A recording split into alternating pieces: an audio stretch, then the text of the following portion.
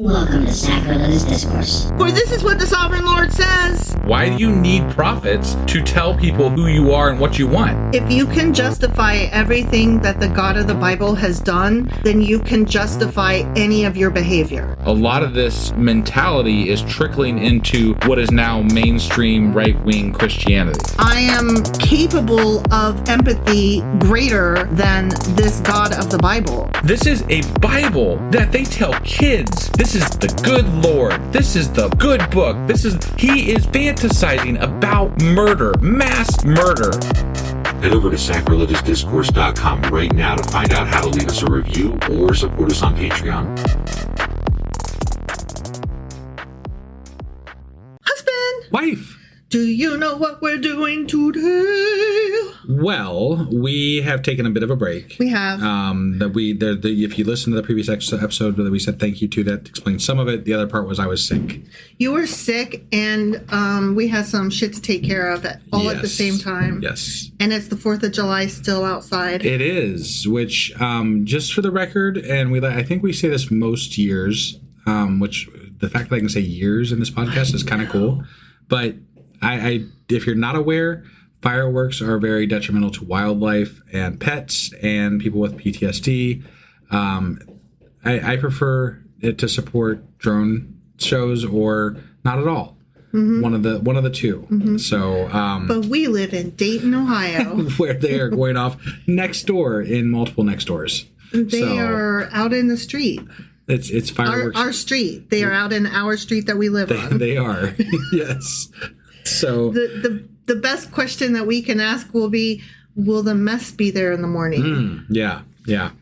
So if there are fireworks going off in the background, we apologize. But that's... Well, I don't apologize. It ain't my fucking fault. Well, I apologize. I acknowledge that it might be difficult listening. Again, if you would have listened to the last episode, there's reasons why we don't have a soundproof room to record in.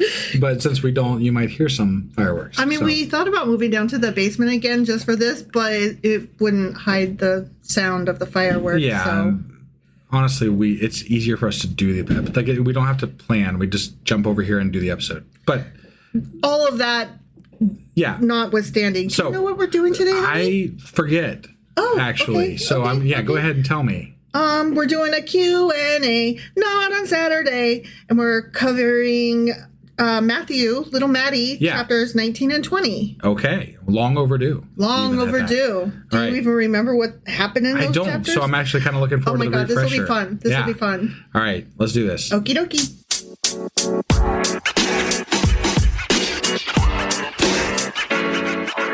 All right, let's hop into Little Maddie, chapter 19 and 20 Q&A. Let's do it.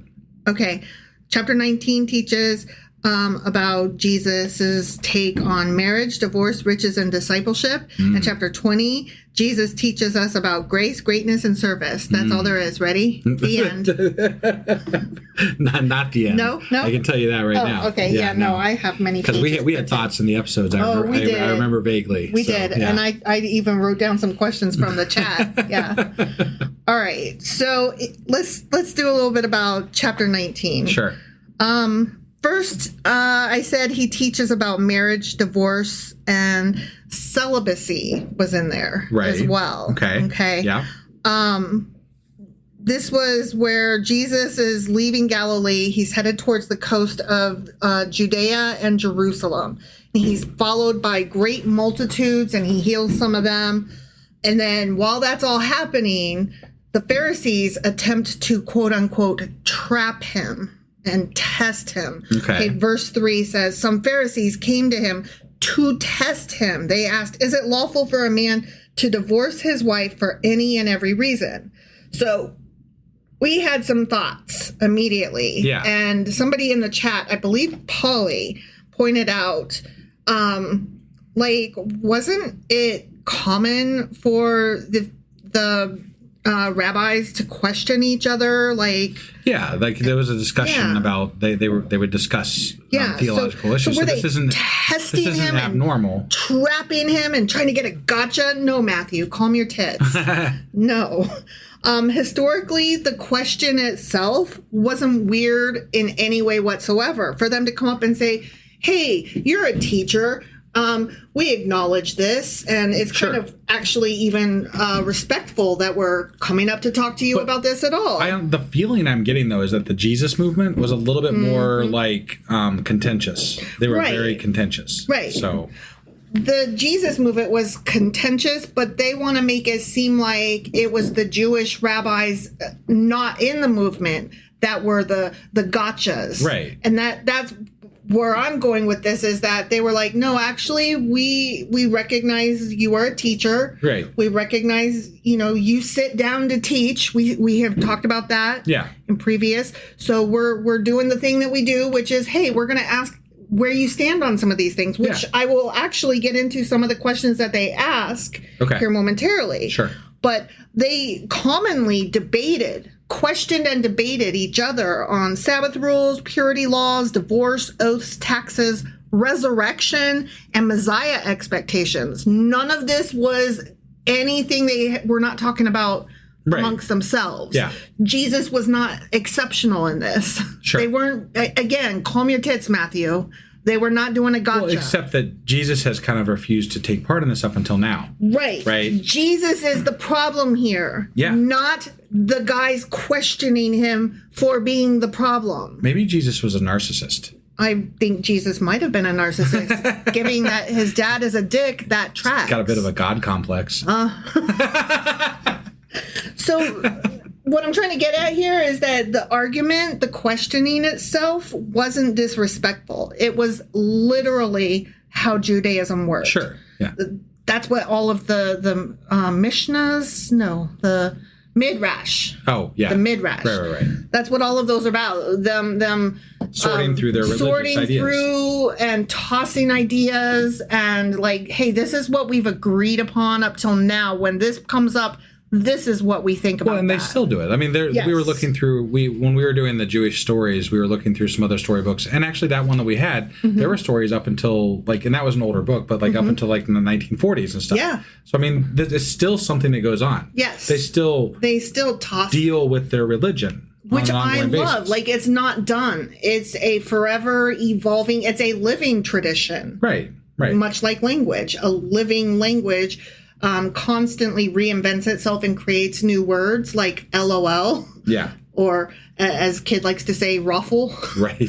And, so a rabbi becoming famous because he interprets Torah differently, that's definitely going to attract a lot of questions and a lot of attention, and a lot of the rabbis, the leaders, the teachers are going to come and be like, hey, let's do what we do. Right. Let's sort this out. And, you seem not just like to have opinions, but to have really fucking wackadoodle ones, which normally might not be an issue, except that you have garnered quite the following, my good sir. Right. What say you about these things?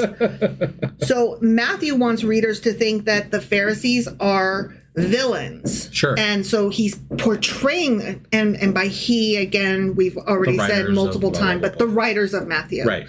So Matthew is portraying them as these mustache-twirling evil villains who are out to get Jesus. But it's like, no, actually, they were doing what they do. And nothing to see here. Right? Yeah. Historically, this looks like a perfectly ordinary rabbinic debate.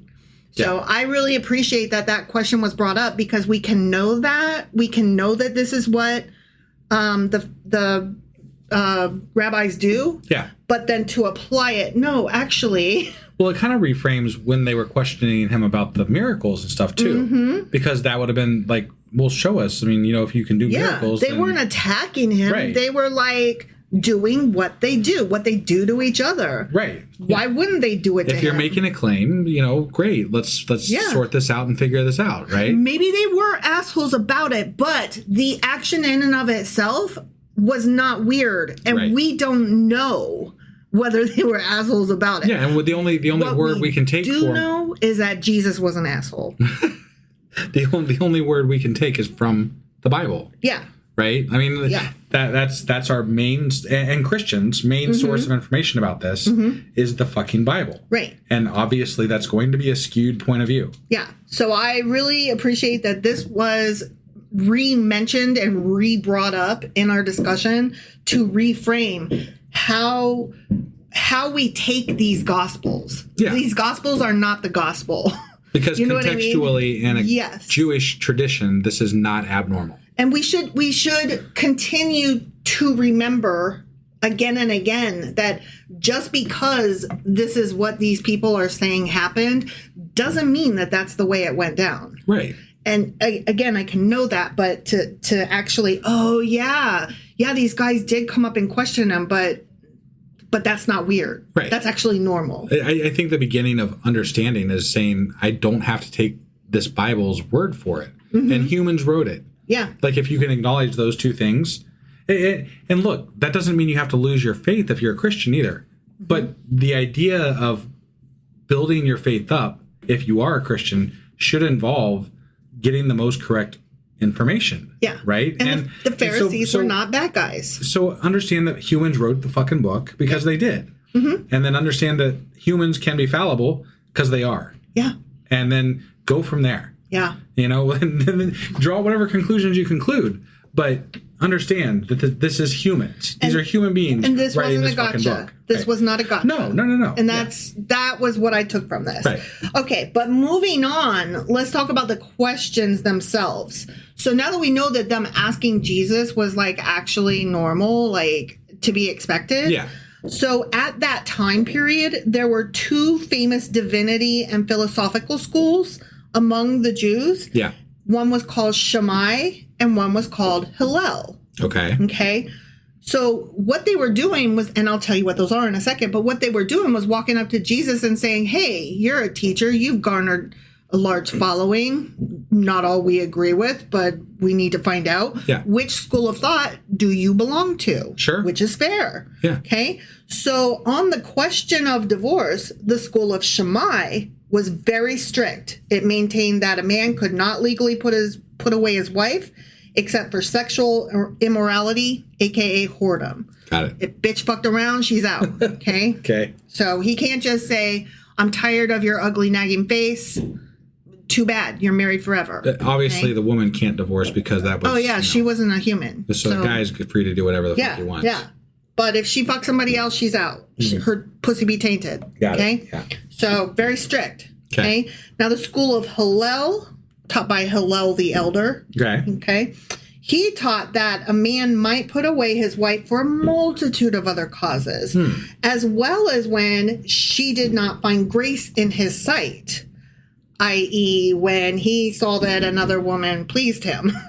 Wow. Yeah. So he could say, I'm tired of your ugly fucking nagging face. Get the fuck out of here. I'm done with that sweet, sweet pussy. I mean, look, that today anybody can divorce anybody for any reason for the most part. Right. Right. I mean, there are different laws in different states in the United States, but generally speaking, divorce is allowed.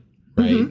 And so that line, it's phrased differently, but it is somewhat more in line with how we treat divorce today, in that you can divorce for a multitude of reasons. Right. Now, This was a very male-oriented version of it. That's not what this was about. No, yeah. This was about protecting a man's right to morally fuck whom he want to fuck. Sure. This was not about... That's what I was getting to. It was. Yeah. This is not that, but in the way that it reads more like the secular version that we have today, insofar as it's not. Right. So Shammai, even though it was stricter, would have been, ironically, more protective of women and their children. Sure, because of the times. Because of the times. Yeah. Hillel being less restrictive, more flexible, more compassionate, more practical, more adapted law to ordinary people, was actually more harmful to women and their children, because he could just toss them. People when you should say men. Yes, exactly. Right. So the Hillel school interpreted Deuteronomy chapter 24, which is, where the rules about divorce were originally stated. Right. It interpreted them very broadly. A husband could divorce for almost any serious dissatisfaction. And some later traditions exaggerate this into burning dinner, those scholars Wow. debate whether that caricature actually reflects Hillel accurately. But I thought that was funny. This bitch cannot even fucking cook. Her bread tastes like shit. I'm so done with her. So when the Pharisees are asking, is it lawful to divorce for any cause? Yeah. What they were actually doing was saying, to which school of thought do you subscribe? They were, Yeah. it's a legitimate ask. Sure. Because these were the two schools of thought. Yeah. So they were basically like, today it would be tantamount to walking up to somebody and saying, are you liberal or conservative? Sure. It's not necessarily a trap. It's not a gotcha. It's trying to understand where he sits so that they can even start the questioning or the debate. And I do this in conversations with people who are religious all the time. Like, I'm like, well, what denomination, what group of Christians are you from? Because it matters where the conversations go. Like that contextualizes for me how this conversation is going to go. There are certain baselines you have to acknowledge before the conversation can start so that you can understand what things can or can't be said. Right. For example, if I understand ahead of time that somebody is Southern Baptist, I know that if I'm going to be around them, I probably don't want to drop F-bombs if I don't want to invite ridicule or scorn. Well, I may intentionally drop them, but that's a choice. Right. And I need to know that going in so that I can decide how to proceed. Yeah. It's just knowing your audience. And that's all they were doing. Yeah. So anyway, fuck Matthew, what I'm saying here. By responding to the question, though, Jesus doesn't say either Shammai or Hillel. Okay. He claims Moses. Okay. I kind of remember. It's been a while, so I'll need a refresher. He kind of sidesteps, because they didn't say which school are you from specifically. They said, is it lawful to divorce from any cause? Yeah. And he starts by, have you not read? You know? Yeah, sure. And so he's like, I'm not going to answer you. I'm just going to say Moses has the answer for you. Right. Okay. So it's a classic rabbinic move. What he did, though, is a non-answer answer. Okay. Okay? Like, I don't have to answer your question, because if you go back and read this, then you'll know where I stand. Right. And then we don't have to talk about it. Yeah. So instead of debating Deuteronomy, which is the law that they're asking about, he jumps to an earlier text and argues that the later law should be interpreted in light of God's original creation. Okay. Yeah. So he just is like, I'm totally pulling out the OT here. We're not even going to talk about this. Right. Which, to be fair, before I said it was normal of the rabbis to ask questions. Yeah. Now I'm going to be fair to Jesus. It was normal to sidestep the question. Sure. Okay. Sure. They're playing a conversational chess here. Right. Sorry if you guys can hear background noise, like the finale or whatever is going off right now or something. Because I think Dayton's big show is tonight. Either that or there's a big bombing raid going on. I'm not sure. No, Dayton's big 4th of July show is tonight. So the finale is shaking houses. It really is. Wow. Ridiculous. Like, it was to the point where we kept looking at each other that last couple of sentences like, should we keep going? Because damn. I think we're done now. Okay. Right, yeah. Okay, Moving on. Back to Jesus. Back to the Bible. Anyways. Okay. So I'm going to read verses 4 and 5 so that we can talk about those. Okay. Yeah. Because Jesus's answer is get back to marriage. Right. Okay. So, haven't you read, he replied, that at the beginning the Creator, quote, made them male and female, and said, for this reason, a man will leave his father and mother and be united to his wife, and the two will become one flesh. Sure. Okay. So, of course, since he's quoting the Old Testament, I have to look up in the Old Testament just to be sure what the fuck is he quoting. Did he quote it correctly? As I've done every chapter thus far when we do a Q&A. This came from Genesis chapter 1, verse 27. So God created mankind in his own image. Yep. In the image of God, he created them. Male and female, he created them. So yeah, he got that one right. Right. Okay, Genesis chapter 2, verse 24 says, that is why a man leaves his father and mother and is united to his wife, and they become one flesh. So, sure. Yay, Jesus, he quoted correctly Amen. Hey, you know, so Jesus pulls out the Old Testament sometimes when it's convenient, but also dismisses it when it's convenient. Yeah. It's very much a cherry picker. Well, and you'll notice he went from Genesis chapter 1 to Genesis chapter 2. Sure. And he just pulled a verse from each. Mm-hmm. And toward that end, he quotes Genesis as though it's one continuous statement by God. Right. Like, he went from this to this to this, like... But it's often what, like, pastors and preachers would do. I mean, they mix and match statements in the Bible to make the message that they want for people to understand. Right. And here, the argument that he's making is male and female from the one, and the two become flesh from the other. Yeah. He combines them into one sentence, basically. Sure. And it's like, oh, okay, good on you, I guess. Right. So he blends them together into one argument, and that shows how Jewish teachers often interpreted scripture by combining passages rather than reading them in isolation. So that too was normal and is still normal. And I hate it. I fucking hate it. It's not okay. Right. It doesn't make any sense. Like, and it's not just a Jewish tradition. That's a Christian tradition as well. Yes. Like we even have the Go way. figure. Jesus was doing a Jewish tradition that is now a Christian tradition. Right. Right. But it involves not.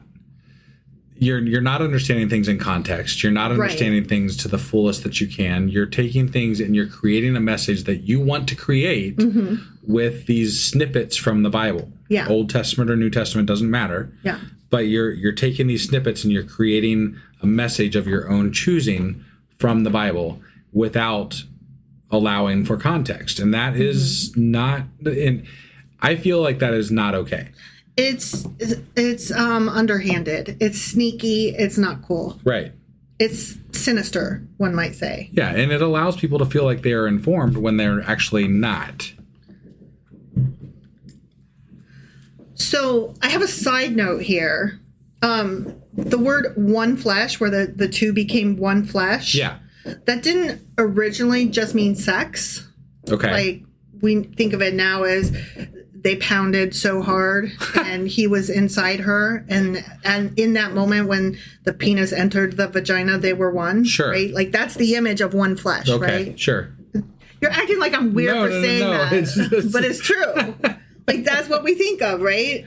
The sexual moment when they are connected. I feel like the more spiritual version of that is more of the joining of two people, not necessarily like when you're at a wedding, you're not imagining the pounding of flesh. You're imagining the love joining them. So like, and I'm not trying to take away from your imagery. I'm just saying I don't feel like that's what the preacher's trying to invoke when they're marrying a couple. Sometimes, yeah. They are actually. Okay. Because he owns her, and sure, the seed. I understand. They are to have children, which consummates them. The marriage is not consummated till they have the sex, right? I get it. And she must immediately become pregnant with a male child, a male heir. I get your to point. His large estate. I get your point. Yeah. So I mean, yeah, it actually. Think about this too. Like, in the royalty in England, they had people fucking stand around watching them consummate the fucking marriage. Did you know that? No. Yeah. They didn't just have sex to consummate the marriage. People had to stand around and watch to make sure it happened, and also to make sure that she bled. Did you look up this information, or are you just taking this from Game of Thrones? No, this is not from Game of Thrones. This is literal history. Okay. This is well-known literal history. I knew like that was something that happened in Game of Thrones. Like they did. Not just Game of Thrones. Well, no, I got it. I didn't know that was actual. I assume that probably had happened in human history at some point, but I didn't know that it was English history. Yeah. So that I didn't know that was actual or not. Yes, that is actual history. They would watch, and then they would immediately remove the sheets to prove that she had bled, showing that she was a virgin on the wedding night. Wow. So not only must the marriage be consummated, it must be consummated with that sweet, sweet pussy being fresh. Okay? God forbid something happened when you were younger that wasn't even sexual that caused that to not. I hope she didn't ride any horses. Right? Yeah. Jesus.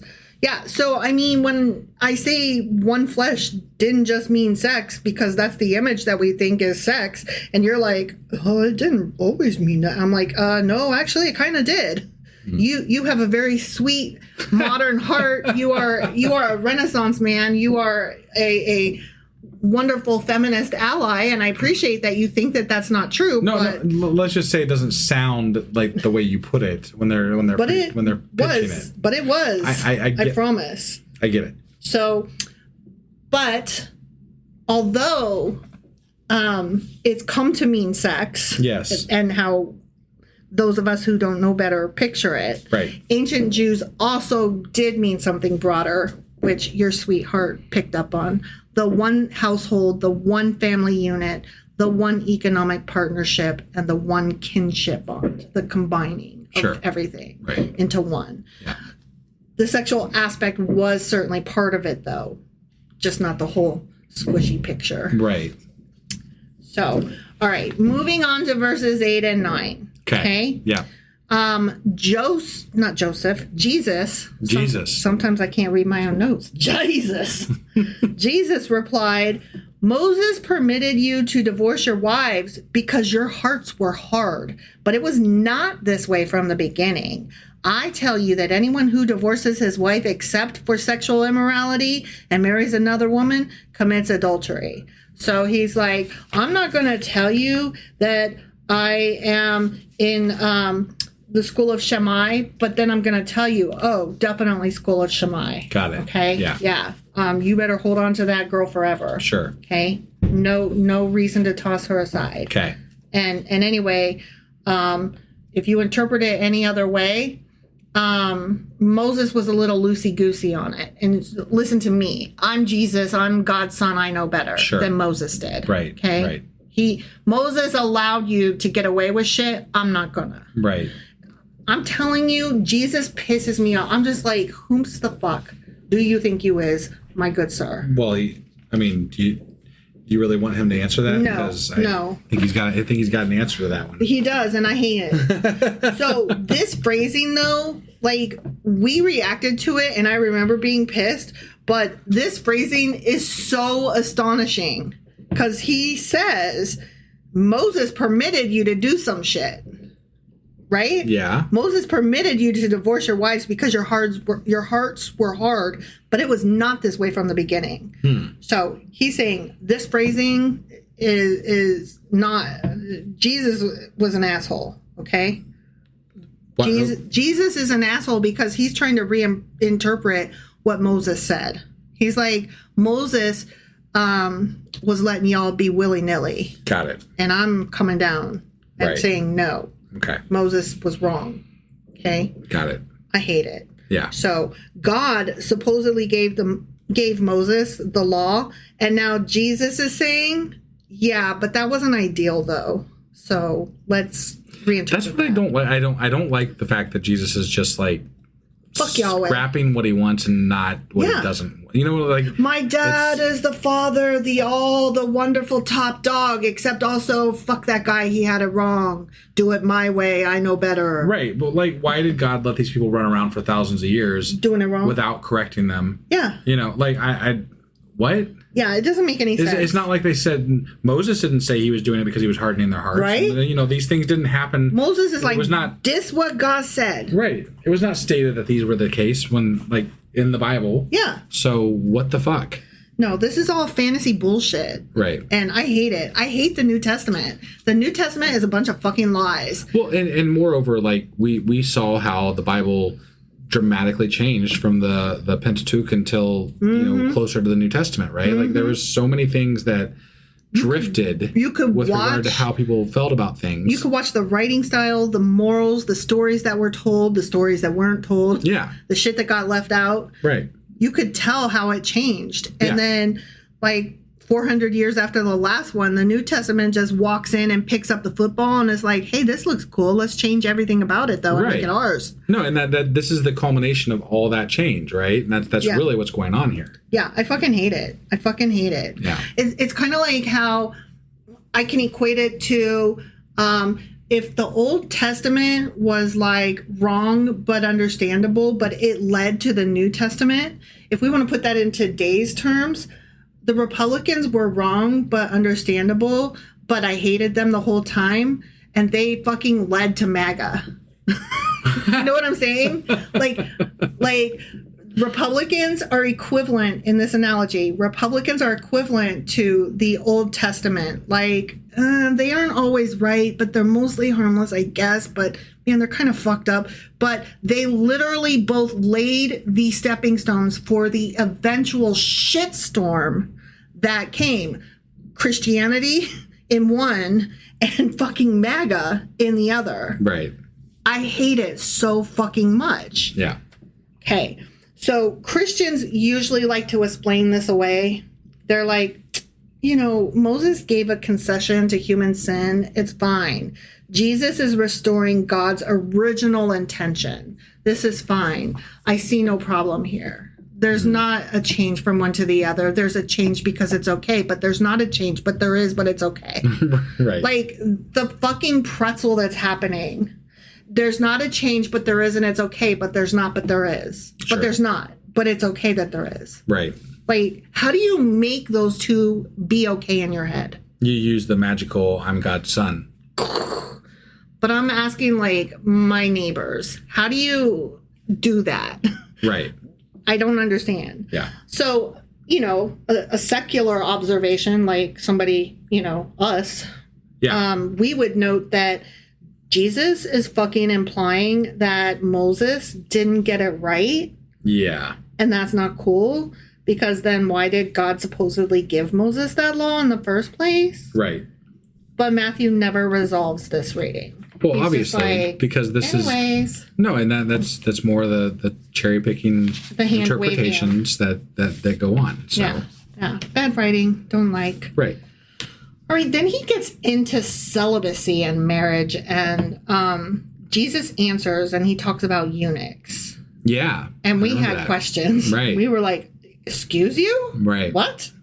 So Jesus says that there are three kinds of eunuchs: born eunuchs, made eunuchs, and self-made eunuchs. Okay. Okay? Born eunuchs would be men who were born unable to reproduce. Okay. And obviously, ancient people lacked modern biological vocabulary. Sure. So they would not have been able to explain. So you're a eunuch. Right. Yeah. They did clearly, however, recognize that some people are born sexually different and that this would encompass various congenital differences. So they were slightly less scientifically stupid. Yeah. In some ways. Sure. Because they did recognize it. Right. Nowadays, like if you mention the word intersex, they're like, well, it's that. Right. And when you say, well, some people are born with different amount of chromosomes or different body parts or blah, blah, blah, and it's problematic insofar as like trying to like slap a label on it and call it done and, right. Sex and gender make it confusing because you want binary and it's just not. So blah, blah, blah. And they're like, that's not a thing. And it's like, no, but actually, though, it is. Right. It literally is. And the Bible recognizes that it's a thing. Sure. You're the problem. Yeah. You fucking backwoods dum-dum. Right? Like, even the Bible knew it. Yeah. Okay? So the differences that they acknowledged would include now what we would call some intersex conditions. Okay. And Jesus doesn't condemn them. He simply acknowledges that they exist. Yeah. They can't get married, but they're not bad or anything. They just can't get married and have kids. Right. Which I'm not saying that that's a good stance. I'm saying it's still a step up from how women and slaves were treated. It's at least a recognized stance of some recognition that it exists and not an insult. Right. Jesus was fine with intersex people. Happy Pride Month. Granted, we're in July, but I didn't get enough. So still, happy Sure. continued Pride Month into July. Right. Okay? Right. Yeah. Okay, so that was born eunuchs. Okay, then we yeah. get made eunuchs. This is pretty straightforward. Jesus is referring to castrated servants and slaves, which, we do be chopping off wieners all the time. Obviously, yeah. Yeah. It's a practice that was common throughout the ancient world. God. Yeah. Especially in royal courts. Yeah. Well, because you don't want your slaves to be reproducing, Oh my God. right? That's grotesque. We can't have them making more of themselves. Ew, right? Sure. I'm saying all okay. this. I'm saying all this tongue in cheek, obviously, because that's grotesque. Right. Yeah. Yeah. So made eunuchs because we like to chop wieners. Mm-hmm. Okay. So then there's self-made eunuchs. Okay. And these are people who made themselves eunuchs for the kingdom. Okay. This is a metaphorical castration. Oh. Yeah. Jesus is telling his unmarried followers to voluntarily avoid having sex. So this is like Catholic priests, how they can't have sex, and we see how that worked out. Right. Right. Yeah. So yeah. Not recommended. No. He says no marriage means celibacy. That's just the way it be. Mm-hmm. Sex is only for marriage. Yeah. Okay. If you choose lifelong singleness, live sexually abstinent. There's no option for dating, casual sex, or long-term unmarried partners. Okay. Because they were like, dude, I can't divorce this bitch for cooking my dinner and burning it. Oh, fuck that. I'm just never going to get married. I want to fuck left, right, and upside down. But that's not an option. And Jesus is like, nah. no. Right. No.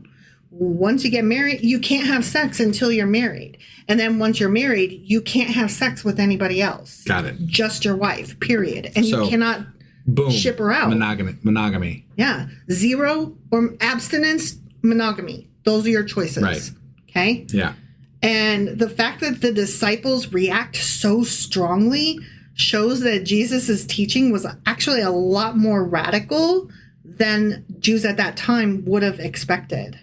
Okay. So this shows that the Pharisees leaned more toward the Hillel school of thought. Got it. Where they could divorce for late dinner, they could divorce because fuck this, fuck that, fuck those, fuck these. Right. Like I don't like her anymore, and divorce everybody. Sure. They just wanted to fuck. Got it. Yeah. So that's what that was about. That's Okay. fun. Yeah. So right after we talk about sex and eunuchs, remember that's when the children are brought in. Right. Remember we were like, yeah. ooh. Verse 13. Yeah. Then people brought little children to Jesus for him to place his hands on them and pray for them. But the disciples rebuked them. Okay. Children. All right. Okay. Yeah. The disciples. Yeah. Okay. The disciples rebuked the children. Right. Don't be bugging him, even though they're brought in. Right. They're like, don't be bugging him. So we haven't read Luke yet because we're reading this in order of where it is in our Bible, which Matthew's first. Right. But apparently when we get to the book of Luke, he will describe them as infants, not children. Okay. Okay. All right. It was probably on this account that the disciples were rebuking the parents, not the children themselves, thinking the babies were too young to receive blessings, but the parents wanted Jesus' blessings on the babies. Yeah. And they're like, get the fuck out of here. He's busy. Right. He's got some serious healing and explaining to do. Sure. We're trying to learn about, when we can fuck. We don't want babies up in here. Okay? We have questions about sex and divorce and sex. Right. Okay? Yeah. So take your babies and leave. Right. Right. It was a common custom among the Jews to lay their hands on the heads of those whom they blessed or for whom they prayed. The laying on of hands is a thing, right? Yeah. This seems to have been done by way of dedication or consecration to God, the person being considered as the sacred property of God. Okay? Ever after. Right. Right? Like, once I lay my hands on you, you're in, like Flynn, whatever that means. Sure. Okay? This rite has long been practiced among Christians when persons are appointed to any sacred office. So, okay. I touched you with my stinky, dirty-ass hands. You are blessed, my child. Got it. Okay. Then we move on from kids and we get into the riches. Okay. Yeah. And Jesus tests because there's a man, he asked Jesus about gaining eternal life. How do I do it? Right? Sure. I've been good all my life. Yeah. How do I gain eternal life? And Jesus tests him by the aspects of the Mosaic law that deals with man's relationship to men. So verses 18 and 19 read, which ones, he inquired, which one should I follow? Which Mosaic rules, Mosaic laws should Yeah. I follow? Right. Jesus replied, you shall not murder, you shall not commit adultery, you shall not steal, you shall not give false testimony, honor your father and mother, and love your neighbor as yourself. Yeah. Right? That all comes from Exodus chapter 20. Yeah. Verses 12 through 16. Honor your father and mother so that you may live long in the land of the Lord your God is giving you. You shall not murder. You shall not commit adultery. You shall not steal. You shall not give false testimony against your neighbor. And then in Leviticus 19, verse 18, he adds, do not seek revenge or bear a grudge against anyone among your people, but love your neighbor as yourself. I'm the Lord. So when dude asks, which commandments should I keep? Right? We had questions about that because somebody in our Discord, Fern, I believe, was saying commandments. There's Mosaic law, and then there's the commandments. Like there's this whole list of laws. Yeah, the Levitical law. Yeah, and I was confused, and I was like, the fuck are you talking about? Like, the commandments are the commandments, right? Right. False. I'm wrong. Yeah. Okay, the commandments are not just those commandments. Right. Right? Because I was like, what? There's 10 fucking commandments. Follow them. And then I was like, wait. There's 2 versions, and I think they overlap. So there's still only 12, but okay. Worst case scenario, there's 20 fucking commandments, right? But no, there's the shrimp, there's the mixed threads, and there's the, you know, all the things. Traditionally, there are 613 commandments. 613. Yeah. Okay. Jews often used the word quote unquote commandments more broadly than just the 10, 12, or 20 that we think of. Yeah. Okay. They use the term commandments to encompass literally hundreds of rules, 613 to be exact. So asking which ones here actually makes a lot of sense because he's like, which rules do I follow? And I'm like, okay, 10, 12, 20, 613 apparently. Follow 613, all of them. Follow them all. Right. Like, I'm still not understanding the question. Like, to get into heaven, you follow all the rules. Which rules? All of them. Like, the answer is the rules. Yeah. Not which ruls, all the rules. One would think that anyway, right? I mean, I don't know. Maybe I'm a dum-dum. That could very well be. I probably am. And here's the other part of it. Jesus has not died for our sins yet. Right. So just putting that out there. Right. You're a Jew. I don't know if there's heaven.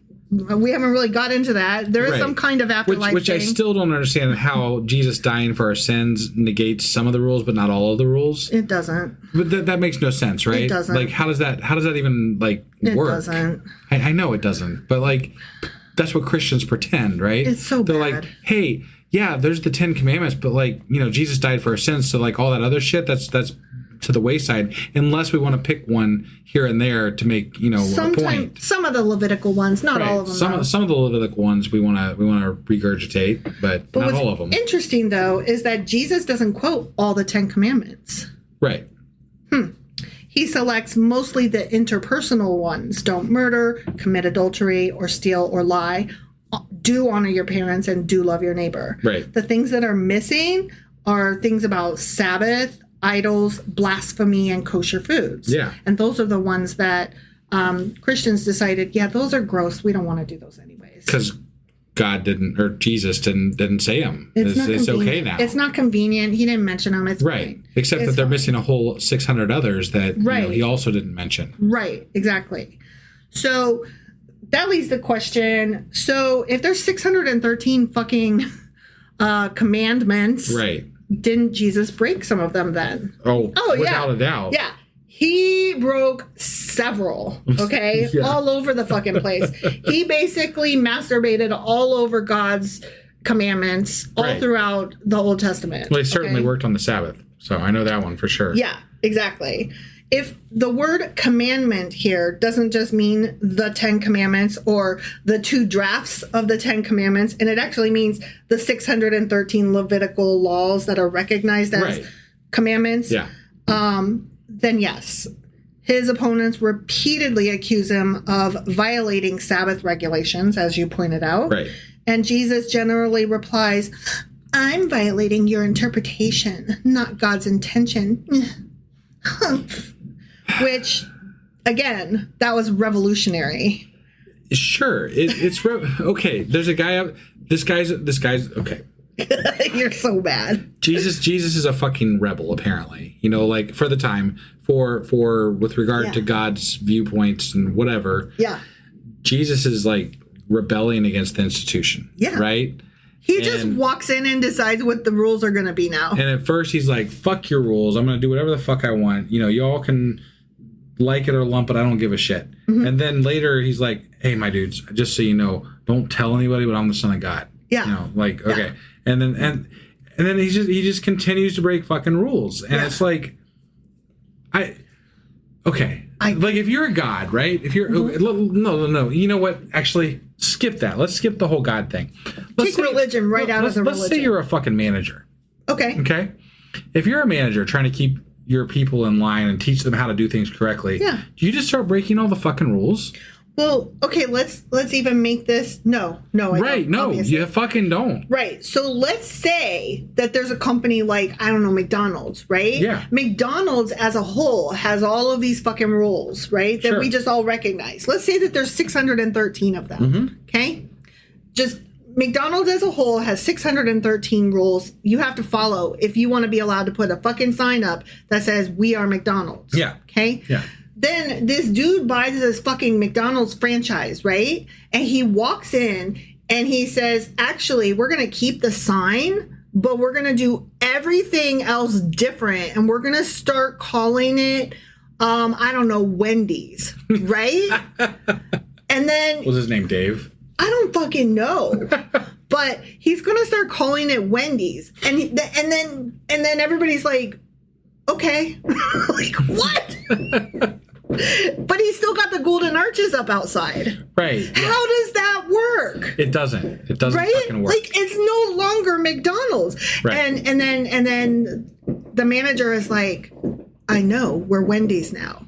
Right. We still, follow some of the tenets of McDonald's, and that's why we get to keep the golden arches. Like, no, literally you don't, my guy. Let me call up the franchise people right now. Hey, they're breaking 600 of the 613 rules. Right? Can you pull their franchise? And they'll be like, yeah, okay. And then they'd be like, we are so McDonald's. We are so McDonald's. So you're like, okay. I have a coupon for McDonald's, free fries if I order a sandwich. Right. That's when they turn around and say, oh, we're not actually McDonald's. Like, what the ever-loving fuck? They get to have it both ways. They're both McDonald's and Wendy's at the same time simultaneously. Jesus is totally Wendy's. Okay, I just wanted to say that because I think that's a great analogy. I agree. Like, you don't get to be both burger joints, my guy. Right, yeah. And Jesus is like, the hell you say? Did you like my Frosties? Right. He's going to do it his way. Yeah. There's the king. There's the king. All right. So, anyway, Jesus sucks. Okay? So, moving on to verse 24. Again, I tell you, it is easier for a fucking camel to go through the eye of a fucking needle than for someone who is rich to enter the fucking kingdom of God. Okay? You really emphasize that with fucking a lot. Because I'm so worked up. I hate Jesus. I hate the New Testament. I hate it so much. It's literally pissing me off. No, I know. We've been talking about this. Like, so. But every time I read it, I'm like, no, that's not correct. I understand why the Jews fucking crucified him. They were like, everything about you is wrong. You're doing everything wrong. Yeah. I think this personally offends you because you are very much a rule person. Yes. And you like lists and you like things to be correct. Yes, and Jesus is like, I'm going to take all the rules and throw them in the goddamn air. Only pretend. He wants you to pretend he's still following some. Yeah. No. Wife doesn't pretend, and wife doesn't like things out of order. So no, just be like, we're not doing that anymore because we have a new religion. Like, just be upfront and don't staple the Old Testament to the New Testament. Right. Just be like, we're done with that. Fuck Judaism. We're moving along. Yeah. Something else and don't tell me that Jesus and Yahweh are the same fucking guy, because they are so clearly not. Right. They're so... Okay. Anyway, fucking camel, fucking needle, fucking kingdom of God, okay? Yeah. So... And then we know, just because, we know that this gets torn up at some point in the New Testament too. So like this doesn't even hold up. The whole poor people. Oh yeah. Because the prosperity gospel. Yeah, right? prosperity gospel. Yeah, we're not there yet. Though, No, I know, but like. But I wanted to talk about this because this is really cool. Yeah. There's an expression similar to this one in the Quran. The impious, I always want to say impious when I see that word, but no, it's impious, who in his arrogance shall accuse our doctrine of falsity, shall find the gates of heaven shut, nor shall he enter there till a camel shall pass through the eye of a needle. It is thus that we shall recompense the wicked. Okay. It was also a mode of expression common among the Jews and signified just an impossible thing. It was just a phrase to mean, that's ridiculous. That'll happen when pigs fly. Right. When you put a camel through the eye of a needle. Right. Yeah. That kind of silliness. Sure. Right. So there was also another proverb, a camel in media dance, not common social media, Medea, the city media. Okay. Medea. Yeah. A camel in that city dances in a cave, a measure which held about 3 pints. So that was like a common thing. Like camels don't dance. They use camels as metaphors for a lot of the things. way we say pigs will fly. For sure. They were like or camels hell always will freeze over. It's just an everyday. It's just an everyday ridiculous. When that ridiculous thing happens. Right. Yeah. There was another one that went, no man sees a palm tree of gold nor an elephant passing through the eye of a needle because these are impossible things. Sure. Okay. So what's funny is that a lot of Christians have tried to say, no. He's not saying it's impossible to be rich and get into heaven. There was a gate specifically that was the camel gate. You know how there was the fish gate and the servant gate and all the different gates around the city? They're saying, oh, what a bunch of bullshit. Yeah, they've tried to reinterpret it. Oh my God. Yeah, and I'm like, do you even Greek, my guy? Do you even Latin? And I'm like, you can say that, but then there's lots of historians who translate, I don't know, language and words. Right. You're wrong. Apologists really bug the fuck out of me. They try so hard. I'm like, you got to stop. They're not just apologists. They're skanky, nasty, grody, liar grifters. They're fucking grifters, and I hate them. When you're talking to a not like professional apologist, someone who's like just trying to make up excuses on the fly, you can see them like I've talked to some people, and you can see them searching for a reason, anything. Like, what can I say? Where's the Jesus quote I can pull out here? Yeah. What's the passage I can use for this one? It's like, just stop. Could you use your fucking rational mind for just a second and think about this from any other perspective than your own so closed off corner of your religious bullshit? Listen, I don't know if there was a camel gate or not. I don't fucking care because that's not what this is about. That's not what it's about. When they say a camel through a needle, through the eye of a needle, it's also in the Quran, so fuck you. Right, and they're talking about an impossibility. They're talking about an impossible thing. Period, the end. It's very difficult to be rich and get into heaven. I wonder why. That's because, I don't know, because it kind of goes against the whole tenets of what the whole religion is supposed to be about. Well, and when I was younger, and I wasn't in religion, but everybody that was religious, when I heard this quote, because it was a popular quote, right? It was always an impossibility. That's always how it was interpreted when I was younger. I wouldn't necessarily use that's how it was when I was younger. You grew up in small town Ohio. I did. No, that's not necessarily. That's very anecdotal. Absolutely, and it is anecdotal and it is local. But the prosperity gospel is something that has emerged in recent-ish history. Very hardcore in recent history. Yes. It's always been there in the background, right? But now we're like really singing its praises. The apologists for the prosperity gospel are quite a newer phenomenon. Well, that's because richness, like there's so many fucking millionaires and billionaires, right? They have to excuse themselves in some way. Well, Jesus said I deserve this. Well, and a lot of the millionaires are fucking televangelists and priests and shit. So it's like, okay. Yeah. So can rich Christians exist is the question. And the answer is Yes, because the Bible doesn't say that it's impossible. It says it's difficult. That is true. So somebody like Dolly Parton gets a pass because she gives back. She is rich. She gives back. She donated millions to literacy programs for children. She donated millions for COVID vaccine creation. Yeah.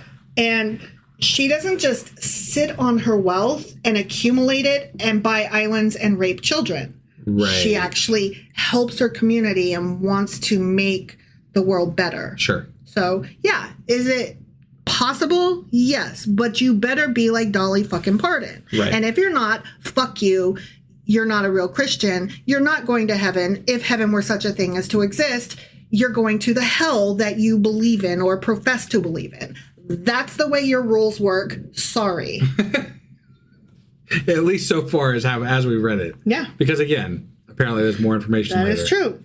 So again, can rich Christians exist? Some say yes, but wealth must never become your master. Right. Like buying islands and Sure. airplanes and shit. Yeah. Right. Others say that the command was very unique to just this particular individual and it doesn't count. It doesn't Oh my apply God. to me. You've got to be kidding me. Like, do you even analogy, my guy? Do you even parable?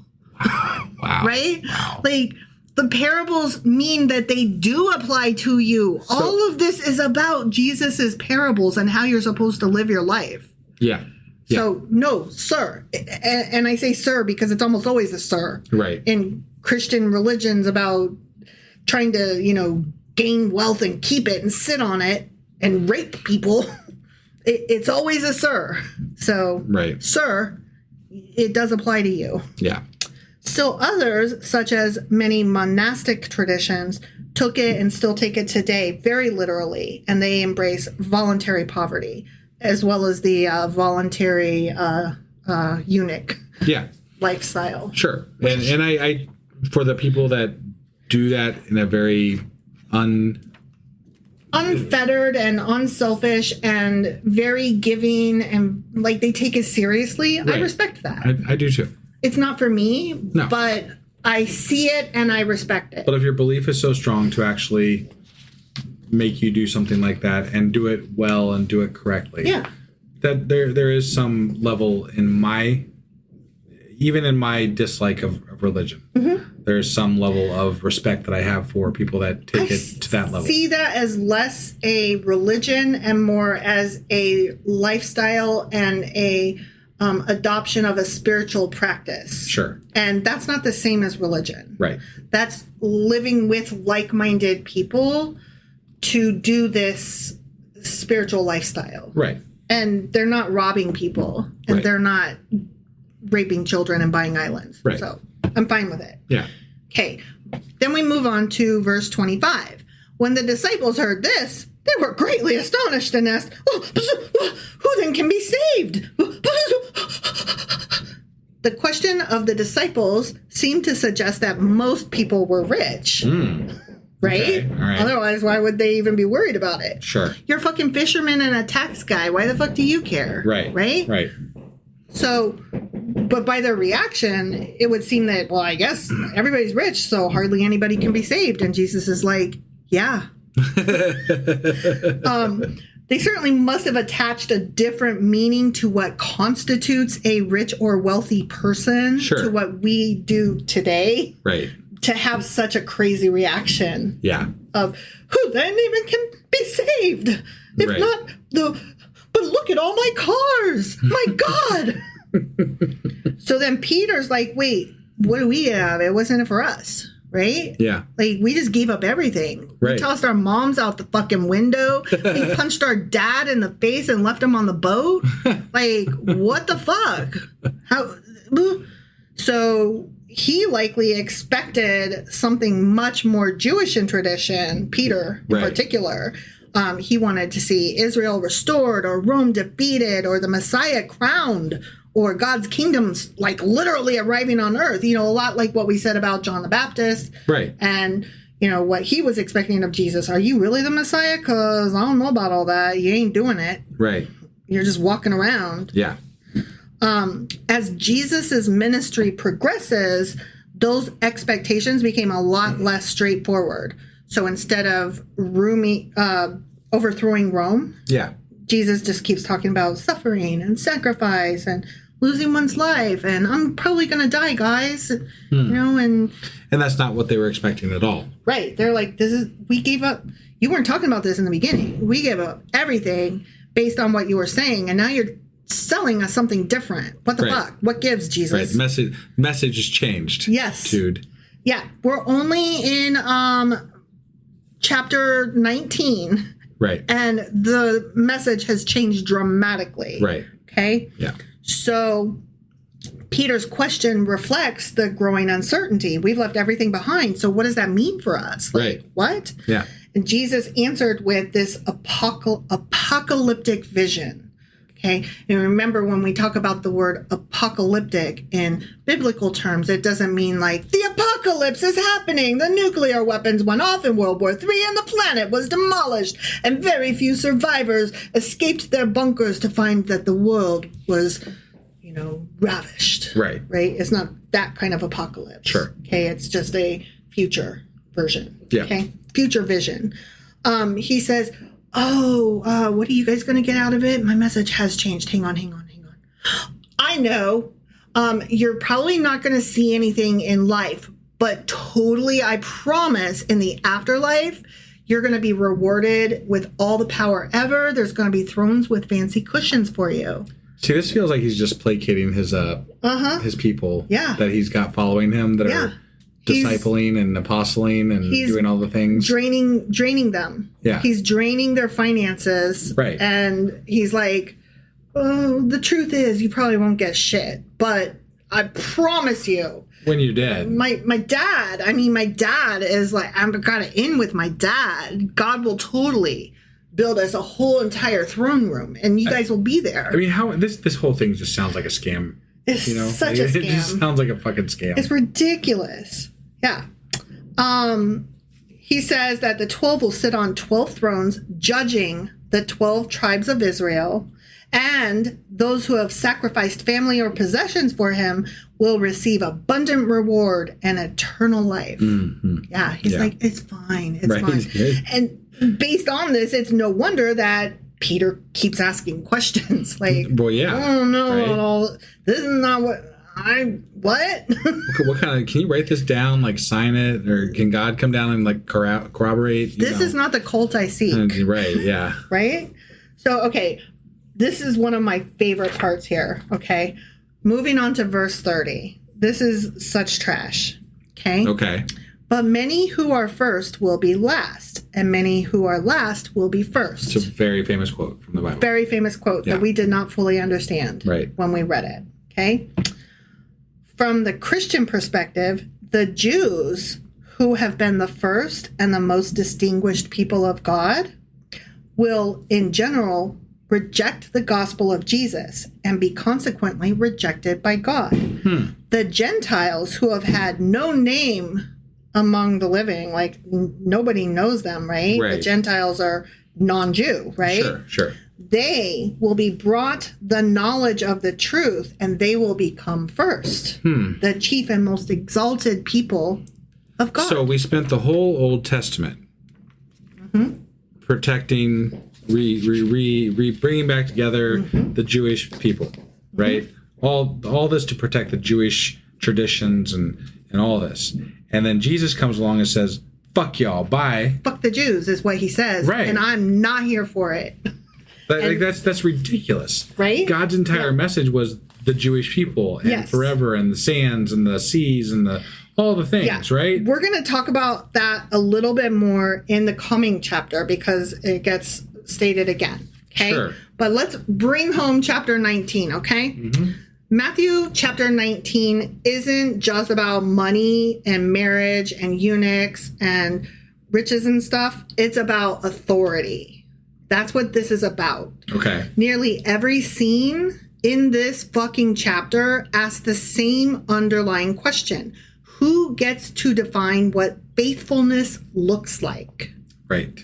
I would go so far as to say it's not just this chapter. It's all the chapters that we've read so far. It's what we've been railing against. Like, wait, Jesus just walks in and changes the rules and suddenly you're a bad Jew if you're not doing it his way? Right. What the fuck? And Jesus is like, yes, that is correct. But this would be so insulting to me if I was a Jewish person. Right? That's what I'm saying. Because you literally just took everything that we've ever been taught and you said, nah. Yeah. I mean, to some extent. Like, I'm not saying completely. Obviously, like, that's okay, but 20 chapters in, and I'm like, oh, it's a lot. This is a lot. This is a lot. And he's teaching these things hypothetically before he's dead. Yeah. Right? Yeah. So, like, this is literally just, he's changing what Judaism is. Yeah. And that's and absurd. He's painting anybody who questions it as a bad guy instead of just everybody going, what are you talking about? Right. Everything that you're saying is exactly incorrect to what we've been taught. And we have the books to prove it, you fuck. Yeah. And Jesus is like, you dare? I'm the Son of God. And they're like, oh, and now you're the Son of God, are you? Except for that apparently he told nobody about that. Right. But the blind guys knew. The blind guys. They know he's the son of David. Whatever. Anyways. Yeah. So in this chapter, we see the Pharisees appeal to established interpretations to the Torah. Moses represents the received law, right? Sure. Yeah. The rich man trusts his lifelong obedience to get him into heaven, right? The disciples wonder what following Jesus is even worth to them, right? And Jesus repeatedly answers as though he's the authority. He gets to redefine all the priorities. Sure. From marriage to wealth to even status. If you're Jesus, they just let you do it. Exactly. Which status is where we kind of start in the next chapter, chapter 20. Okay, so we start chapter 20 with the parable of the workers in the fucking vineyard. Yeah. Okay. And I hated this story. I hated this story more than you did. It's fucking terrible. Yeah. It's horrible. And we're going to get into it. Yeah, no, I gotcha. Yeah. So let's just talk about the vineyard for a second in and of itself. Okay. Jewish audiences would have immediately recognized the vineyard as a symbol from the Hebrew Bible. So he's always pulling up these Old Testament references. Because he was Jewish. Yeah. So it made sense. And that's what the teachers did. Sure. Right? So this is not bad. It's just like, he's a good teacher because he's doing what they do. Right. Okay. He especially pulls from the book of Isaiah chapter 5, where Israel is described as God's vineyard that failed to produce good fruit. So when Jesus says the kingdom of heaven is like a landowner with a vineyard, he's invoking centuries of scriptural imagery before he even gets to his point. So he's again using that shorthand, that symbolism, saying something that his audience would immediately nod their heads and say, right. Sure. I follow. I get it. Now here's an interesting just side note interpretation thing. You've heard of the 11th hour, right? Like when you do something at the 11th hour, it's at the very last possible minute, right? So in the interpretation that we read, every time like a few hours goes by and he's like, oh, I saw some people standing by and then I hired them to come work. Yeah. Right. Our interpretation gives specific times when those happen. That's like a reinterpretation. The original translation would have said in the first hour, in the second hour, in the third hour. And then the translation that we read told us what the first hour is, what time that is. Okay. What time the second hour is, what time the third hour is. But they would have said the 11th hour, which would have been the last hour. Last hour would have been an hour before they get off work, about 5 o'clock. Interesting. So he hired them at the 11th hour. Interesting. Right? And that's where we get that phrase. Huh. It happened at the last minute, at the 11th hour. That's good to know. Yeah. I didn't know it was a biblical reference. So I didn't either. Yeah. So I love these asides that don't answer any of our questions, but just kind of flesh out our language and our understanding of history. It's kind of amazing to me how many references actually come from the Bible that I'm not aware of. Right. So. And this was a really cool one. Yeah. And had we not done a Q&A, we would have missed it since the interpretation that we read was different. Did not have, or the translation that we read went ahead and just interpreted for our dumb brains. Sure. Like, we don't know what the 11th hour is. We don't know what the 10th hour is. We don't know what the 9th hour is.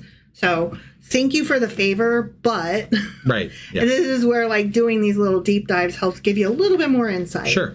I kind of like having both. Like, Yeah. don't just tell me the first hour, second hour, third hour, because I don't know what that means. But don't just reinterpret it without like a little note to explain shit Cultural to me. aside. Yeah. Like, hey, this is actually Side kind of note. important culturally because, Yeah. this is where that happens. Yeah, this is actually a phrase y'all might know. Right, The 11th yeah. hour. Right. Right? So, okay. Yes. Sorry.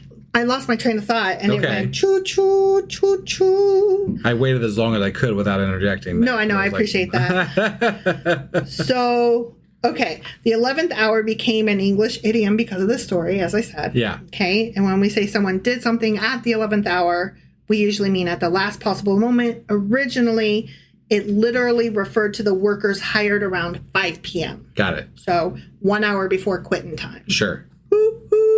Okay. All right. So then we get into the landowner pays his workers. Yeah. Right? Mm-hmm. Yeah. So this was a little interesting. The wage that he paid was a denarius, which that comes from the Greek word, and it refers to a Roman silver coin. Sure. And it was roughly considered a fair day's wage for an unskilled laborer. Okay. Okay. So the first guys, they were actually being paid very fairly. Sure. It was fine. Right. Which is why they agreed to do the work. Yeah. Sure. Yeah. Right. That detail matters, though, because the workers who started early, they weren't being underpaid. Right. Right. They received exactly what they had agreed to and exactly what would have been fair. Like, it's important to note that it was I a think that fair comes day's across wage. in the fact that they agreed to do the work for that amount of money, right? Like Right. they agreed to do it. So that to me indicates fairness. Right? Yes. It's just important that we recognize that the scandal is that everyone else was paid more generously and unfair Yeah. above and beyond. Right. Not that the first workers were cheated per se. No, I got that in the middle of the story. I did too. So I just wanted to make sure that I stated it out loud. Sure. Okay. That Yeah. they weren't underpaid except by comparison. Right. The circumstances made it unfair. Yes. Not the pay. Right. Exactly. Yeah. So then we get into the complaint of those early workers. And they're like, wait, excuse me? Like, I worked a full day and then I had to stand here and watch you give the guy who just showed up a fucking hour ago get the same pay as me? Yeah. The fuck? Right. And then we listen to Jesus say, what is my money? I can pay what the fuck I want. And you agreed and it's fair. So why are you bitching? Right. And we're supposed to like walk away with, oh, that's true. No, fuck that. Right. The traditional Christian reading says that God owes nobody salvation. And that's what the parable is supposed to be teaching us. Everyone deserves nothing. Okay. Therefore, whether he gives you $1, a penny, or $1 million and a plane, We should just be grateful. you be grateful, whatever you fucking get. And you shut the fuck up and you don't question. Yeah, I'm going to call my union rep. Right. Well, that's something else I was reading about was somebody in a monastic order from early history would have found this perfectly acceptable, whereas a union rep in the 80s would have tore this shit up. And it's interesting how, because as our labor laws changed, Yeah. the analogy doesn't hold. Right. Like, the parable doesn't work because workers' rights. Right. So we get what you're saying, but now we need a different parable because Because this doesn't work. Yeah. Yeah. So, Well, obviously it didn't work back then either. right. I mean, I'm just saying, like, No. they definitely saw that it was not fair. No, true. But they saw that it wasn't fair, but they also were like, oh, yeah, it is your money. That is true. It's not fair, but it is your money. And so I don't have the right to complain. Right. Which is what they would have walked away And they're trying to with. equate this to God, where God gets to dole out whatever gift God wants to give out, right? I understand that, but it makes it the message is muddled because this is truly not fair. Right. It's truly terrible. It's truly terrible the way that it is treating the other people. Pedo can find grace in the 11th hour. Right. This is just a bad. So this is people in an ancient time interpreting something, saying this landowner, right? We're equating this landowner to God, essentially, right? This landowner has the right to give you whatever gift he wants to give, and since you agreed to that gift, you should be happy with that gift, regardless of what the other people are getting. Yeah, and it's what I said in the episode, which is stay in your lane, don't worry about what anybody else is doing, and just be grateful for what you get. But I'm going to counter that with, that still doesn't mean the guy that's the landowner isn't a fucking asshole. Right, because God is a dick, after all. Yeah. And Jesus is a piece of shit Nepo baby. So, there you go. Okay, so the person who spent 80 years serving God and the serial killer who sincerely repents 5 minutes before death, they both get to receive eternal life. That's bullshit. God's point, right? So what God is saying here, what the people who wrote Matthew, let me trace down who actually fucking said this, right? The people who wrote Matthew are trying to tell us is that grace here is intentionally unfair. It's generosity rather than justice. It doesn't matter that it's not fair because it's generosity. And I'm like, right, explain that to the grandkids when grandma gives one grandkid $5 and another grandkid $100 and says, what, I didn't have to give you any dollars. Right, yeah. I mean, it's bullshit. Yeah. It is bullshit. It is bullshit. And yes, you are right, Grandma, that doesn't make you any less of a cunt. Right. You didn't have to give either kid any money at all. You are right. And maybe you fucking shouldn't have, you asshole, if you weren't going to be fair about it.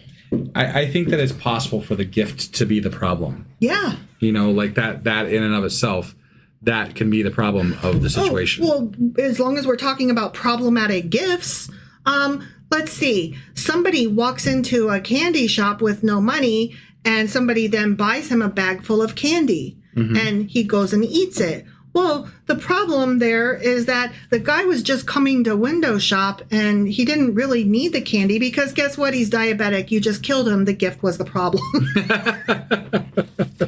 Right? I mean, guy probably shouldn't have eaten it if, he was diabetic. But what if they insisted? But yeah, right? Look, I'm just saying, I think gifts are not always gifts. I think with regard to Christianity and this fucking landowner specifically, the gift is the fucking problem. Yeah. Because there are differences in how people work, and there are differences in how people worship and whatever. And live and right. And this is the actual the problem is the gift here. Yeah. And it is a problem. Yeah. Like, you can't tell me otherwise. I'm sorry. Yeah. If you're wanting me to be the best I can be, for a prize, for a prize instead of just because it's the right thing. Yeah, the gift is the problem. Right. And also the expectation of a gift. Right. Because, no, you should just be good for the sake of being good, not because of a promise of eternal life later and sitting in a fucking fancy throne next to Jesus. Right. No, and that's how I view religion, is that it's the seatbelt law. Right? No, that's my. No, I know. That's my story. But it's the same way I viewed it. It's the law that says do this or else, but that's not the correct way to live. The correct way to live is to do it because. Right. Because it's the right thing to do. The seatbelt law is click it or ticket, meaning you should buckle up because otherwise you'll have to pay a fine. Right. And it's like, no, you should buckle up because otherwise you might fly through the windshield and die. Or kill your passenger. Or make a mess that your children have to see your smashed skull for the rest of their life because you could not be bothered. No, follow rules for the right reasons. Yes. Not because there's a gift involved. I fucking love, because that's been my story that the seatbelt buckle. No, and it's a great analogy, and I used it because I adopted that rule. I fucking love that, is what I'm saying here. Like that makes me so happy that you're like, yeah, do things for the right reason. Yeah, it's much easier to adapt to change when you look at the reasons for the good behind that change?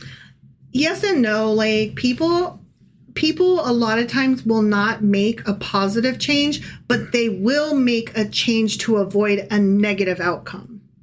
And so a lot of times you have to do the threat instead of the carrot. I agree with that. That's why you have to have laws. That's why you have to have things with the threat, right? But what I'm saying is that if you can wrap your head around making a change for reasons that you allow yourself to see the positive in that change, it's much easier to make that change and do it for the rest of your life. Do it for the right reasons and do it with conviction. Why can't you just explain, hey, you should buckle up, click it or ticket, because here's why we're making that a rule. We're making that a rule because we care about your life even if you don't. And we care about the mess you will leave behind even if you don't. And we care about the passengers that you might kill even if you don't. Right. And the fact that you don't is why you will get a ticket. Right. Right? Well, that's a click it or ticket I can live with. Absolutely. And I've always viewed religion as a fucking law that is there to keep people on a path that it's an or else. It's an or else that people have to follow in order to get to heaven, this magical place that they give you the same prize whether you started a minute ago or 25 years ago. It's silly and childish. It is. I hate it. All right. So there's also this other thing, okay? Okay. It criticizes the status competition among the disciples. If you'll recall at the end of 19 that we just finished. Yeah. Peter, the mother begging the... Well, Peter... No, we're not there yet. Okay, I'm sorry. Peter had just asked, dude, we left everything, right? Yeah. Status. What the fuck? What do we get out of it, right? So... Jesus immediately follows that question in this chapter. He starts with the parable of the grapevine workers. So he's basically responding to Peter again, saying, stop calculating heavenly salaries and stop asking me what you're going to get out of this. But hold on. Jesus in the last chapter bargained with them, basically, told them that they would have a throne to be the judges of the other 12, of the 12 tribes of Israel. Yeah. Which apparently we're also ditching the 12 tribes of Israel in place of Christianity. So who knows how that all works out. But who cares, right? Yeah. They get 12 chairs and so they get a higher level status than normal people because But also why? Stop. Yeah, he is saying on the one hand, nothing today, but I will pay you Wednesday, gladly pay you Tuesday for a hamburger today, right? Right. That is what Jesus is saying. He's pulling a wimpy. Yeah. But then he's also saying, and also stop asking what you're going to get paid anyways. Right. But he's also, okay. He's offered to pay the disciples, the apostles, whatever, more than a denar. What is it? What Denarius was it? Whatever. Denarius. Whatever the fuck it is. The amount of payment that he's offering to pay them more because they're his apostles. They're his disciples. They're his Tucci gang. Right. So they apparently get a greater prize, but it felt more like he was trying to keep his people in line as opposed because the message is everybody gets the same fucking prize. Right. Except for you guys. You guys, no, I just hang on. You guys get seats. Yeah. You guys get the 12 seats. You get Prime Plus. You guys are good. You don't just have free shipping. But next week, you get TV shows. Right. But next week I'm gonna preach the same thing again. Yeah. Just don't forget I already gave you the 12 seats. Yeah. So we're good. Yeah. We're good. Okay? Just hang in there. Yeah. You get 12 seats. Yeah. Okay. So he says all of this and then is basically, Peter, stop calculating heavenly salaries. Kingdom membership isn't a merit system, even though it clearly fucking is. Right, depending on who you are, apparently. Right, exactly. Okay, so now we're going to get into the last will be first and the first will be last. Okay. We touched it briefly in chapter 19, but now we're going to really get into it in chapter 20 here. Yeah. Okay. So, the most common interpretation of this is what you and I always thought, which is the humble are exalted, those overlooked now will be honored later, the meek shall inherit, right? Yeah, right. And this fits themes throughout Matthew, so it makes sense that that's how most of us would interpret it. I feel like that's kind of the general interpretation in the world. Yeah, it's the most common. Right. Yeah. There's another interpretation that says that late converts receive the same salvation as lifelong believers, and this fits the vineyard story. Okay? Oh, okay. You know, all right. the last is first and the first is last. Interesting. So the last showed up, but they got paid first, and the first showed up, but they got paid last. Right? So that fits the vineyard story. Yeah, it does. It does. Interesting. That is interesting, actually. Okay. Then we get into interpretation 3, which is just, that's the fucked up bullshit that I already mentioned. Right. Okay. Yeah. And that's what we're getting into. Okay. According to the Christian perspective, the Gentiles who have long been without God, right? Right. They will now enjoy all the privileges of the new covenant. And the Jews who have enjoyed all these things from the beginning, Right. they will now be dispossessed of them. And because they here rejected God Yeah. or Jesus, Sure. he in turn rejects them. Interesting. Yeah. And so my question as I'm going through this, I'm looking for answers. Isn't that kind of anti-Semitic? Like, Jesus Christ. What Right. the fuck? Yeah. We right? just ditched all the Jewish people. Yeah. So. Right? Like, okay. Right. What? It definitely became fuel for anti-Semitism. Right. But there is an important distinction before I jump to that. Yes, but calm your tits, wife. Right. Let us keep in mind, Jesus himself was Jewish. His disciples were Jewish.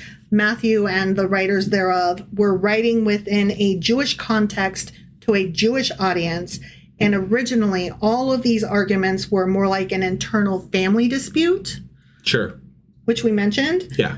But be that as it may, it is still like... And my understanding is by the time this was written by people that knew Matthew but that aren't Matthew, that the anti-Semitism might have been a little bit real at that point. Possibly. So I'm going to go with yeah. So over time, Gentile Christianity, of course, as we know, separated from Judaism. Yeah. And then the rhetoric shifted into the Jews had their chance. They rejected God through Jesus, Right. through rejecting Jesus. How dare they? Right? Right. Yeah. I mean, he had such great points, you know? Yeah. So they say we are the true Israel now. And that gets into like some of the laws that we see enacted today and why Christians are so excited today because they're like, we are the new Israel. Oh. And yeah. Okay. Yeah. Okay. And see, I had thought about that wrong probably most of my life, actually, because I thought it was more of a The meek shall kickback to... inherit. Well, and there was like people phrased it as Israel's going to come along, but they're going to be last. Like they're the last ones. I've heard that so many times. Like Got it. Israel will be the last to join, right? Oh, okay. Like that's how it gets interpreted a lot by people. Right. They're still part of the club, but they're going to be last. Like that has to do with that same phrase. Got it. Last will be first and the first shall be last. The first shall be last is Israel's going to be last, but they're still coming. See, some Christians do adopt that. Yeah. But others say, yeah, no. Right. They won't be accepted at all. There's multiple ways to interpret that. Now So- that, yeah. And that's what I was like, wow, that's really very interesting. scary, terrifying, interesting. It is. It is. Right? Yeah. Because this is over 2,000 years old, and it is still something that is very relevant. Christians in America today are grappling with. Yeah. And they are grappling with it on the world stage. Yeah. And our laws in this country reflect some of this, and now our war machines are reflecting this ideology. And again, to answer the question, why do we talk about politics? Why are we reading the Bible? This is why. This specific phrase that I just looked into answers that question amply. Honestly, we've been doing this almost 6 years now, right? And 6 years ago, I don't think I could have predicted how relevant this discussion would be. No. Because yes, it's yes, amped up even since then. It was an issue back then, right? It's been an issue our whole lives, but it's even ramped in up 6 years, Yes. it's amped up. Yeah. Yeah. And to me, that phrase and understanding it and understanding what it means to certain people, right? I have chills. No, and that's the scary fucking rhetoric that's coming out of our government at this point is straight out of the Bible for nefarious reasons that like you can't fully understand until you understand the backstory a little bit, right? Because a lot of this is not being done by someone like Trump doesn't understand what he's doing, but he's being pushed by people that do. Yeah. Right. You're Stevens Miller. Or you're whatever. There's all kinds of people in the background that are pushing for reasons that are questionable at best. Oh yeah. So. Oh yeah. Yeah, that was scary. I knew that would shake your boots. So that theology actually has a name. It's often called supersessionism or replacement theology. Okay. Which sounds awfully close to replacement theory. Jews will not replace us, that we saw the Nazis chanting. Right. And interesting, yes? Yeah. The terrible shit that can come from fucking religion. Yeah, I hate it. I hate it. It is terrible. It has always been terrible, and it's going to continue to be terrible as long as we allow it to be terrible. Yes. So, supersession or replacement theology is the belief that the church replaced Israel, the capital C church. Yeah. You know, that term that we've seen Jesus start using? Sure. Replaced Israel in God's covenant. Okay. And it has contributed to centuries of anti-Jewish prejudice and persecution. And while not all Christians accept this today, it was enormously influential throughout Christian history and helped justify centuries of anti-Jewish attitudes and persecution. Sure. As it would. Yeah, as it would. Many modern churches explicitly reject supersessionism because of its historical consequences, but not nearly enough of them and not nearly loud enough for my satisfaction. I can tell you that. Right. Yeah. And I would like to see that more and louder. Yeah. Toward that end, I recently watched a video by Dan McClellan on YouTube called On Texas Requiring Bible Reading in Public Schools. Yeah. He went over, it's a really good video. I am going to send you the link because I very much want it attached in the show notes. Okay. And I want everybody, this is your homework. If you made it this far, definitely watch this video. I mean, it's shorter than 20 minutes and it's well worth the watch. He goes over the list of what was originally in 2023, I believe, the list of chapters and verses that were chosen to be read in public schools, and then the updated list that was just upheld. Yeah. This is the updated list. Okay. And he talks about how in the list, how I was so frustrated while I was watching this. Yeah. Like, he's saying that if they were reading from the Bible for like a comparative religion study or as a literary text, that would be one thing. But they're so clearly not, because the majority of the texts come from the New Testament, only one from the Old Testament. And they're all from different translations, depending on which one will give the picture that they're trying to paint the most. And he goes into a little bit of from the Genesis story, the interpretation that he says that the school is choosing for classrooms is utilizing a verb in the pluperfect, whatever. It's grammar, okay? Yeah.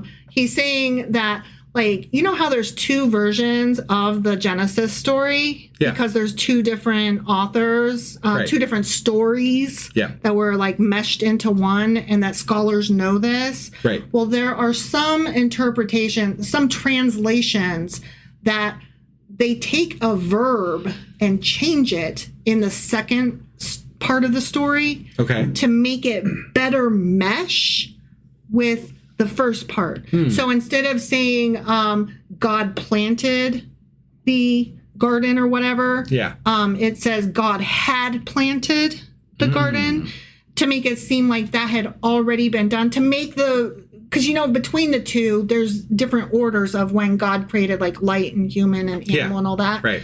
But when you change the verb format, it makes the two stories align in the correct order. Got it. That Christians want to say it happened in. Sure. But the Greek and the Latin have something to say. Right. Right. They're like, we would like a word.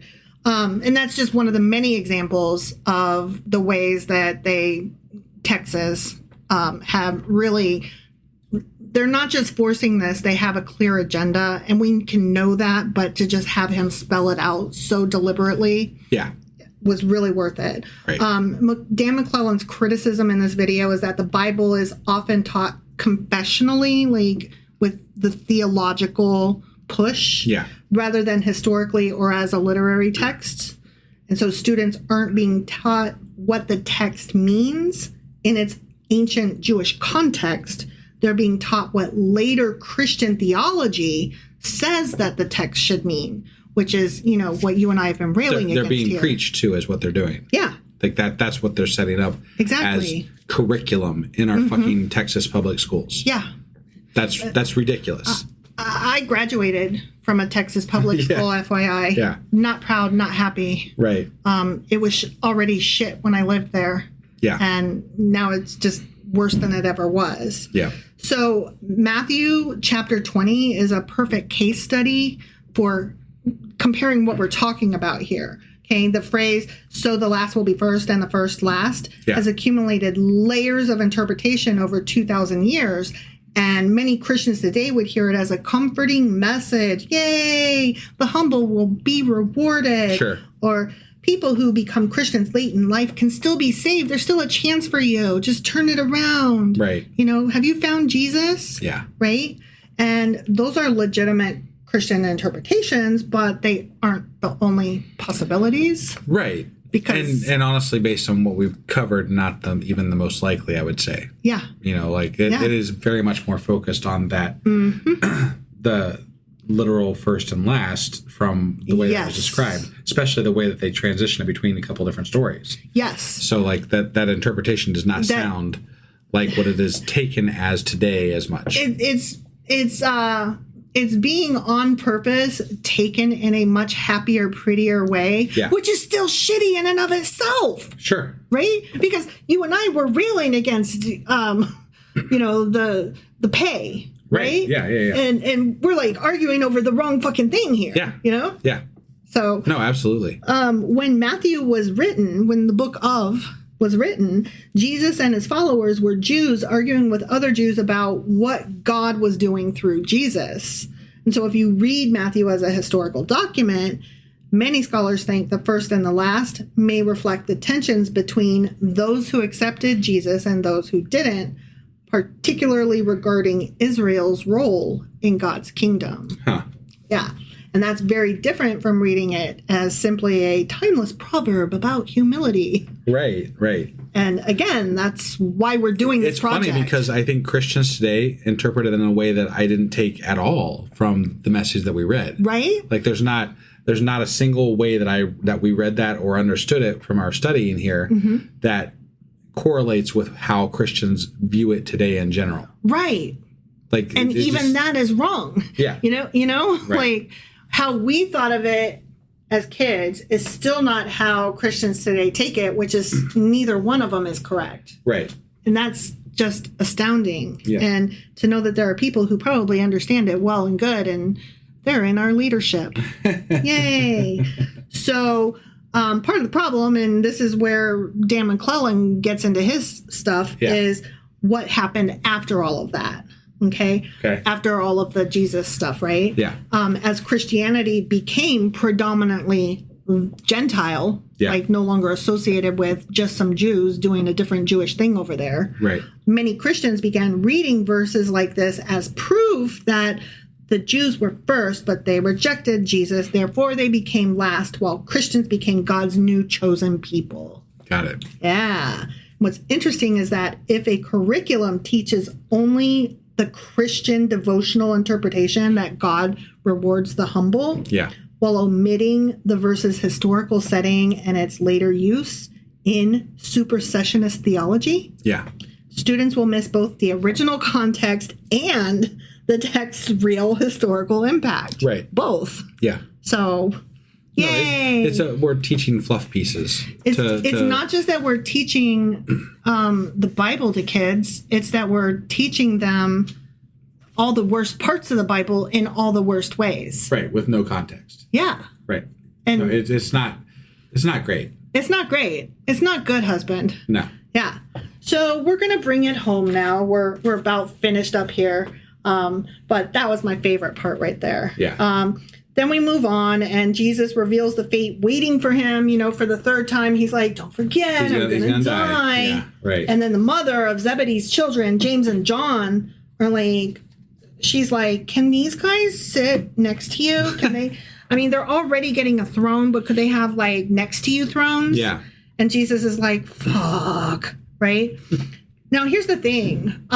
In one of the other Gospels that we're going to read, Yeah. it won't be the mom that asked. It'll be the two boys themselves. The two boys, the two men. Sure. The two disciples saying, can we sit next to you? Yeah.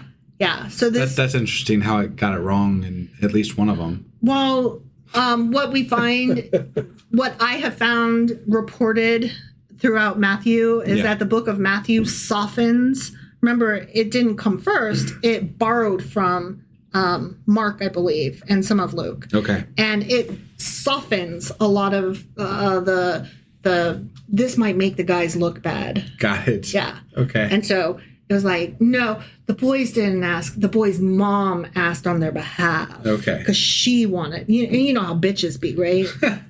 Yeah. So James and John clearly wished for high ecclesiastical honors. Yeah. Given our knowledge of how the supreme dignities in the great Sanhedrin are set up. Okay. This is interesting. The prince of the Sanhedrin sat in the midst of two rows of senators or elders. On his right hand sat the father of the Sanhedrin, and on his left sat the sage. These three transacted all businesses in the absence of the president. So the authority of this council was at some periods very great and extended to a multitude of matters, both ecclesiastical and civil. So basically she was asking, can they have elevated privileges? Can they be part of the leadership, not just in status, but in decision making? Sure. And Jesus is like, just so you know, as I said in my last Q&A, bullets going to fly. They're going to get hit. It's not for me to decide. It's up to my Father, who is God, who is not me, because Yahweh and Jesus are definitely two different entities, not the same entity. I don't care what the fuck Catholics might try to tell you. They are so fucking different. They are not the same, not the same, not the same. Right. And that is given in that it is two different religions. Yahweh, God, is Jewish. Jesus, quote unquote, the Son of God, is Christian. Right. Sorry, y'all don't get to be the same. There is no Trinity. It's not even in the Bible anyways. Well, come on, but ice cube, vapor, and water, you know? I'm the one that told you that. I know. Anyways. So, yeah, they're like, could we be big bosses and make decisions? And Jesus is like, fuck no. I mean, he's like, maybe. I don't know. That's not for me to say, but it's up to God, and I'm not even sure you know what the fuck you're asking. I like how he just commands things that he wants, but then he's like, nah, I can't make a decision here. Everything else is ambiguous. He's like, we'll see. But Moses was wrong, for sure. Moses was definitely wrong, but everything else, we'll see. Yeah. So then Jesus answers James and John's mom or whatever. Sure. When you ask for a place of special status, do you even know what the fuck you're asking?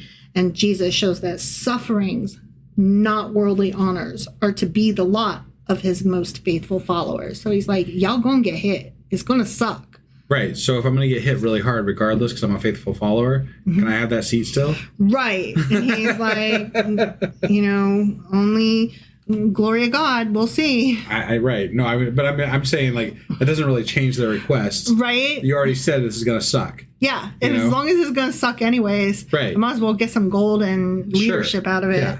So the disciples react and they're like, ooh. Right. And then Jesus goes forth and bees Mary or whatever. Sure. And then he heals 2 blind men. And because why not? Yeah. Yeah. And apparently in other gospels, there's only 1 blind man, not 2. But, interesting. We'll see. Right. But it was a weird way for the chapter to end. I think. It was really weird. It's like, and going to heal 2 blind people. But let's not forget, these were not set up as chapters. These were scrolls that were like ongoing. Sure. No, I get it. I get it. This probably like started the next chapter, actually. Right. I got it. Right. It's still, it is what it is. It's stupid is what it is. It is. I hate it. The New Testament so far has been just way too... It does not adhere to the Old Testament like at all. Right. Unless it wants to. It's infuriating. But then only sometimes. And Jesus is just kind of not cool. Jesus is he's such a fucking grifter. I never knew he was such a grifter. Like, pre-reading this, I was under the impression that he was just like this really good guy and he was like a leader and he was trying to teach peace and love. Right? Like, in my head, he was buddy Jesus. He was like a hippie. And now I know he was a grifty motherfucker.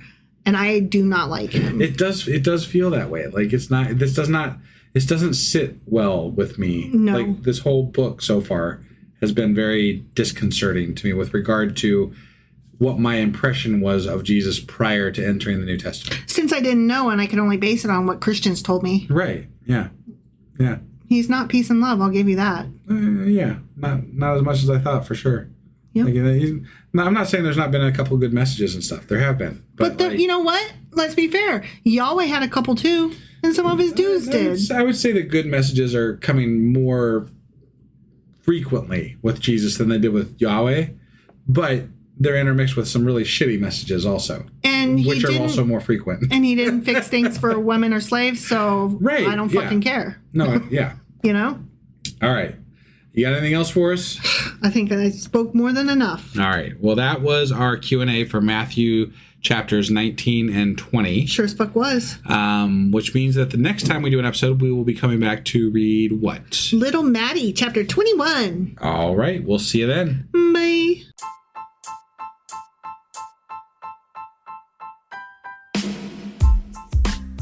Hey, wife, I guess that's the end? But husband, that's just sad. It doesn't have to be. We are on lots of social media platforms like Twitter. Our handle there is sacrilegious_D. For D's nuts. Oh my God. Stop doing that. Anyway, we're also on Facebook, Instagram, and Pinterest. There's a link to all of our social media sites at our website. Ooh, we have a website? Yeah, it's sacrilegiousdiscourse.com, where you can also find a link to our merch shop. We have a merch shop? Yep, we have podcast-themed clothing, mugs, notebooks, and more, as well as an atheist and science-themed products.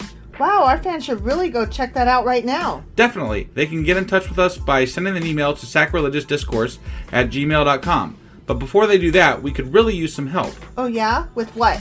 Well, it's not free running the podcast, and we need some financial support in order to get better equipment, which will free up time so we can concentrate on our podcast and our fans. Okay, so what should they do? Head over to patreon.com/sacrilegiousdiscourse and sign up as a contributor on our podcast. Supporters there receive additional bi-weekly episodes that we record just for our Patreon members for as little as $2 a month. Also, we'd really appreciate it if you would like and subscribe on whatever platform you're using. And Apple Podcast reviews help us out tremendously. Like and subscribe. Leave an Apple review. Join us on Twitter. Support us on Patreon. That's a lot of instructions. Don't forget to say thanks. Thanks. Okay, bye.